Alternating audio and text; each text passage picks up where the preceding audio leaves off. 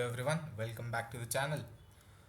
सो देखो, हम आज एक सवाल करने वाले हैं, प्रॉब्लम सॉल्व करने वाले हैं जेई मेंस 2026 में। आई थिंक जनवरी के सेशन में आया हुआ ये सवाल है।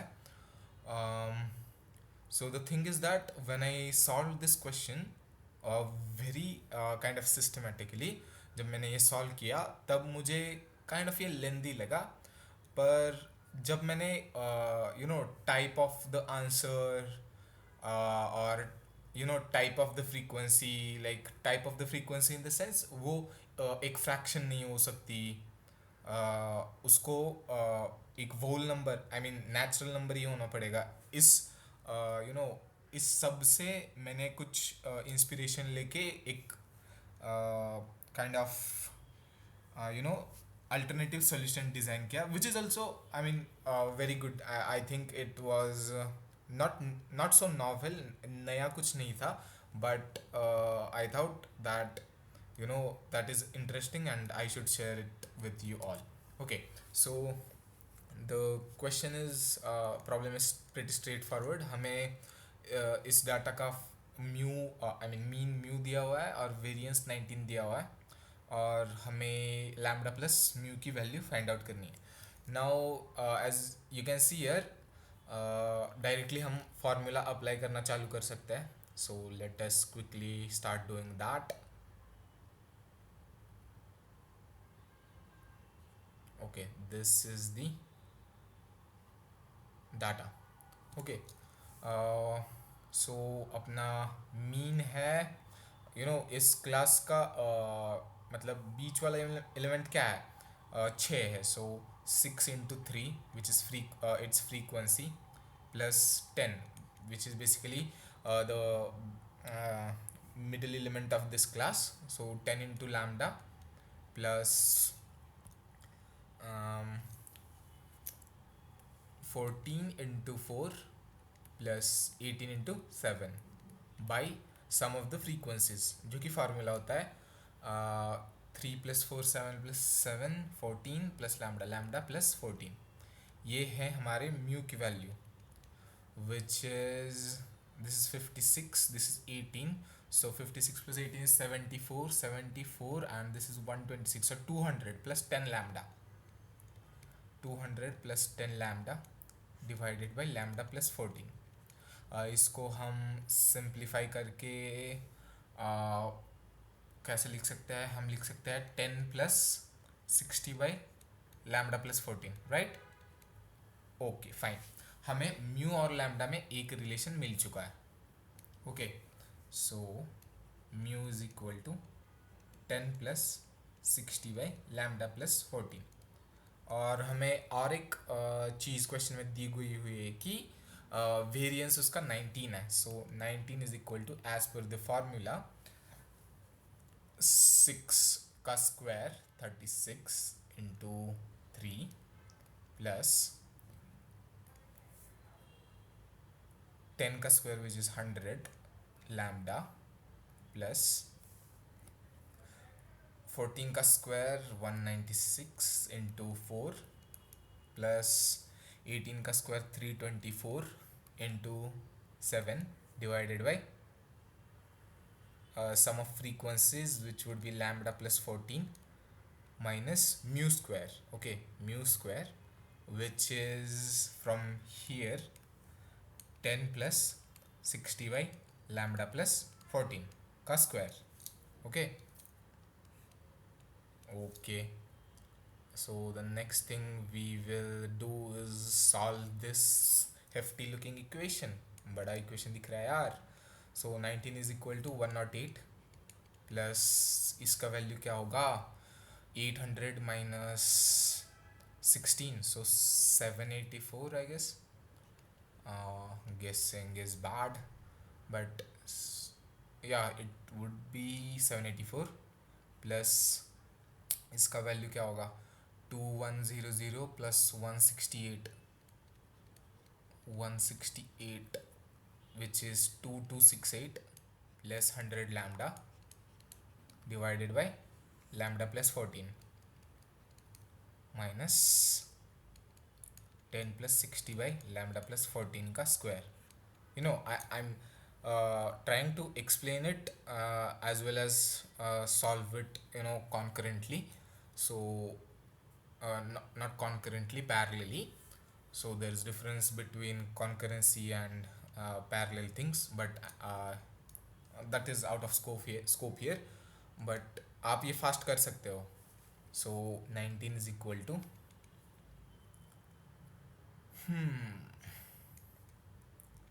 2268 plus 784. अगर आपका टाइम वेस्ट हो रहा है मुझे सॉल्व करते हुए देखते वक्त, तो you can skip to the you know you can do it yourself and skip to the next approach. Okay, fine. 108. So this would be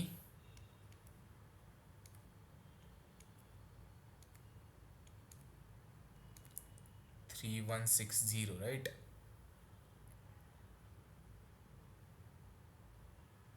Is 3160.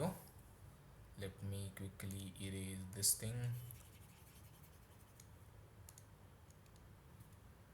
3160 plus 100 lambda divided by lambda plus 14 minus 10 plus 60 by lambda plus 14 का whole square. अब मैं इसको भी थोड़ा simplify करूँगा, which will come out to be 100 plus 1760 divide हो जाएगा lambda plus 14 से, minus 10 plus 60 divided by lambda plus 14 का होल स्क्वायर. हम 1 बाई लैम्डा प्लस 14 को टी ले रहे हैं, लेट्स से इसको टी ले लेते हैं, and we will try to solve the quadratic.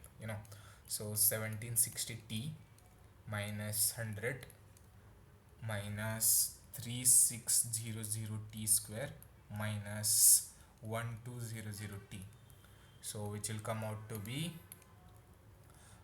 so equation हमारा बन जाएगा 3600t square minus 560t plus 19 equal to 0. Is it correct? Yes, it is correct. यहाँ से t हमारा आएगा, आप डरो मत कि इतने बड़े कोएफिशिएंट्स आ गए, it will be easily solvable. So minus b plus minus, मतलब आपको क्लेवरली कैलकुलेशंस करते जाना है. डिवाइडेड बाई 560 को हम 560 के स्क्वायर को हम ऐसे लिखेंगे, minus 4 into a c, 4 into 36 into 100 into 19. Okay, cleverly done. Divided by 2 into 36 into 100. Okay, कहीं गलत तो नहीं हुआ. So next t is equal to, okay wait, let us do it here only. so ये गया अंदर का 100 भी चला गया, so let's erase that.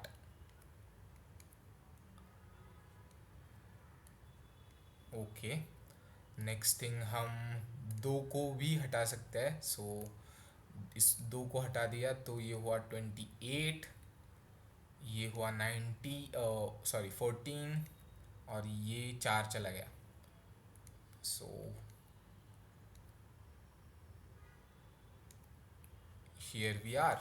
Next हम और एक 4 कम कर सकते हैं. सो 4 कम कर सकते हैं यार. Okay, let's do it by 2 only. So 18 14 14.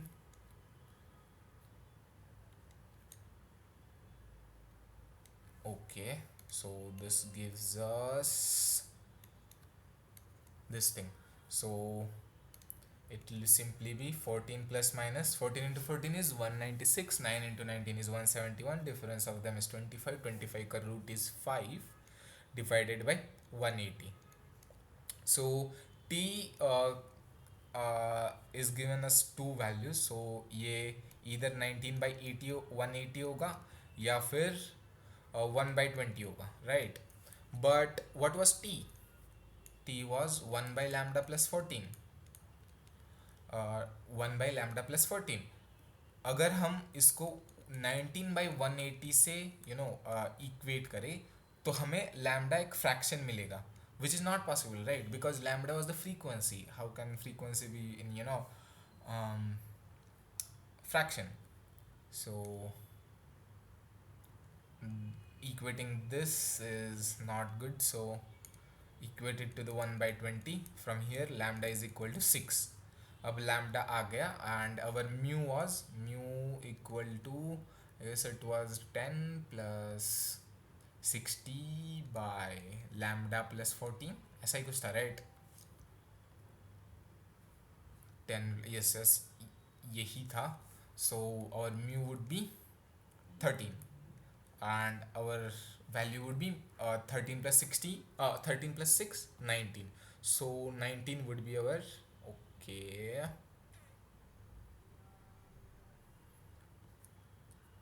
19 would be our final answer.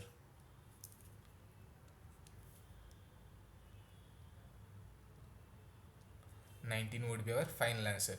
But मैंने और एक चीज़ क्या नोटिस करी कि अगर लैम्डा एक इंटीजर है, और लैम्डा प्लस म्यू का वैल्यू ऑप्शंस में से मुझे सिर्फ इंटीजर दिख रहा है, सो म्यू भी तो इंटीजर होना चाहिए. Mu should also be N integer. So mu was 10 plus 60 by lambda plus 14. सो ये वाला पार्ट भी तो इंटीजर होना चाहिए. सो यहाँ से मुझे लैम्डा का वैल्यू 1 मिल सकता है, 6 मिल सकता है, या फिर 16 मिल सकता है. ओके, सो ये वैल्यूज मुझे लैम्डा के मिल सकते हैं. ओके, एंड नाउ ये क्वाड्रेटिक सॉल्व करने के अलावा, करने के बिना हम लैम्डा की वैल्यू डायरेक्ट सब्स्टिट्यूट करके we can equate, right? One more thing, we can directly cancel out values of lambda from here as well. How I can show you with using options. So if lambda is equal to 1, then if lambda is equal to 1, mu would be 10 plus 4, so 14. So lambda plus mu will be 15. वो तो option में ही नहीं है, so lambda equal to 1 भी चला गया.